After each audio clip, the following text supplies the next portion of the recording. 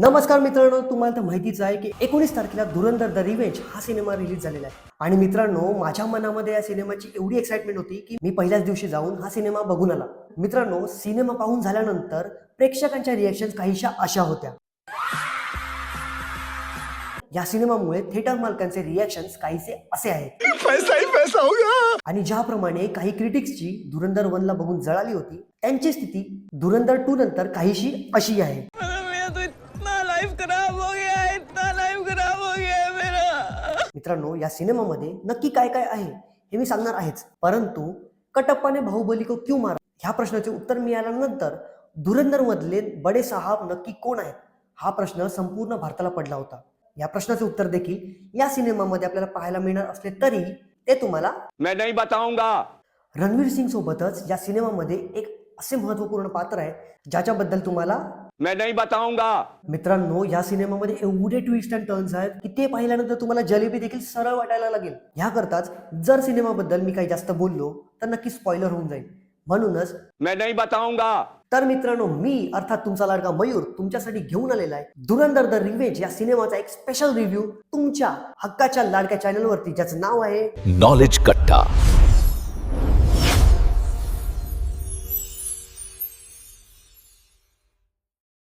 ये नया भारत है, ये घर में घुसेगा भी और मारेगा भी.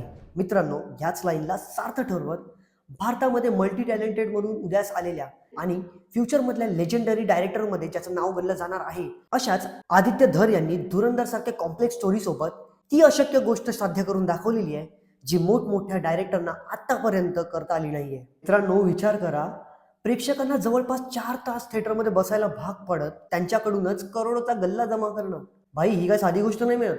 मित्रांनो, धुरंधर द रिवेंज या सिनेमाबद्दल बोलायचं झालं तर हा सिनेमा एक उत्तम दर्जाचा नॅरेटिव्ह सेट करतो. पहिल्या पार्टमध्ये हिरो ठरलेल्या अक्षय खन्नाला सर्व लोक मिस करतील अशी शक्यता वर्तवली जात होती, पण हा सिनेमा शेवटपर्यंत कुठेच त्याची कमतरता भासवू देत नाही.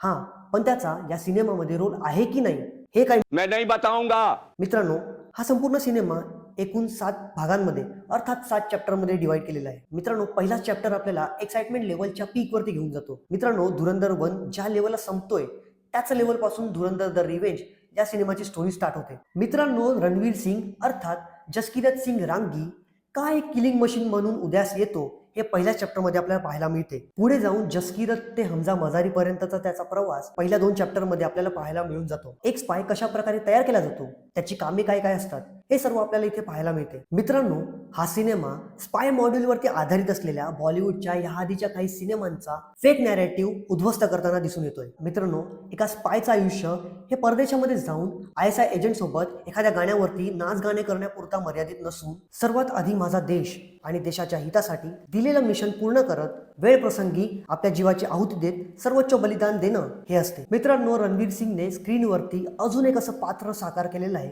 जे त्याच्या कारकिर्दीमध्ये नक्कीच एक माइलस्टोन ठरणार आहे. मित्रांनो, सिनेमामधल्या गाण्यांबद्दल जर बोलायचं झालं तरी नक्कीच सिनेमामध्ये पहिल्या पार्ट सारखी ओरिजिनल गाणी तेवढ्या प्रमाणात पाहायला मिळत नसली तरी काही जुन्या गाण्यांचा योग्य त्या ठिकाणी वापर केला गेला आहे. त्यामुळेच सिनेमाचा पेस कुठेही कमी होताना दिसत नाही.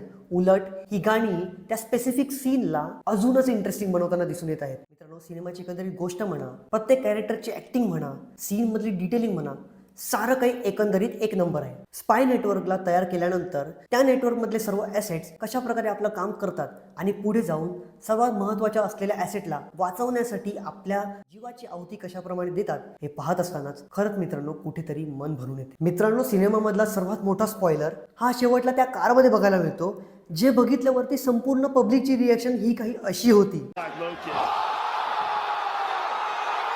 मित्रांनो, आदित्य धरच्या डायरेक्शनने या सिनेमाला एका वेगळ्याच उंचीवरती नेऊन ठेवलेला आहे. मित्रांनो, हा सिनेमा कुठेच आपल्या पहिल्या भागापेक्षा मोठा असल्याचं दाखवण्याचा प्रयत्न करताना दिसून येत नाही. मित्रांनो, या सिनेमाची खरी खासियत ही त्याची गती आहे, जी प्रेक्षकांना धरून ठेवते आणि थ्रू आउट सिनेमा कुठेच बोरिंग होत असल्याचा फील येऊ देत नाही. मित्रांनो, आपल्या खुफिया एजन्सीज कशा प्रकारे शत्रू देशामध्ये आपले ॲसेट्स पेरतात आणि ह्याच ॲसेटचा वापर करून भारताच्या शत्रूंना कशा प्रकारे एलिमिनेट केलं जाते ह्याचा उत्तम चित्रीकरण आणि सादरीकरण या सिनेमामध्ये आपल्याला पाहायला मिळते. मित्रांनो, प्रत्येक सिनेमामध्ये त्याचे डायलॉग हे त्याचा आत्मा असतात. जर डायलॉग्स तगडे नसतील तर सिनेमामध्ये दम राहत नाही. या सिनेमामधले डायलॉग्स देखील फार जबरदस्त आहेत. त्यातले काही डायलॉग्स हे खरंच आपल्या हृदयापर्यंत जाऊन भिडतात. जसं की फौजी होता तो माँ को मौत का मुआवजा मिलता, किंवा यह आतंकवादी जितने हिंदुस्तान के लिए खतरनाक है उससे कहीं ज्यादा ये पाकिस्तान के लिए खतरनाक है. यासारखे डायलॉग्स ऐकल्यानंतर संपूर्ण थिएटरमध्ये टाळ्या आणि शिट्ट्यांचा जोर वाढला होता. पण मित्रांनो, माझ्या मनाला जो भिडून गेला